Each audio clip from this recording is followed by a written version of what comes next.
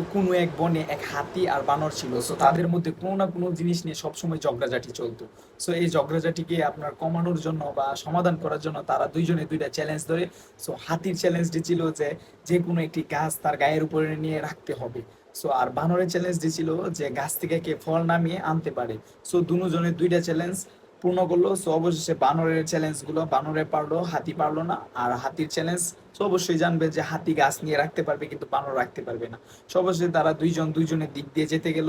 তো অবশেষে বুঝে দেখা গেল যে সবাই মিলে মানে কেউ কোনো দিক দিয়ে পারদর্শী না। সো এক একজন এক এক দিক দিয়ে পারদর্শী। সো অবশেষে বানর আর হাতি বুঝতে পেরে সো তারা দুইজনের মধ্যে বন্ধুত্ব তৈরি হয়।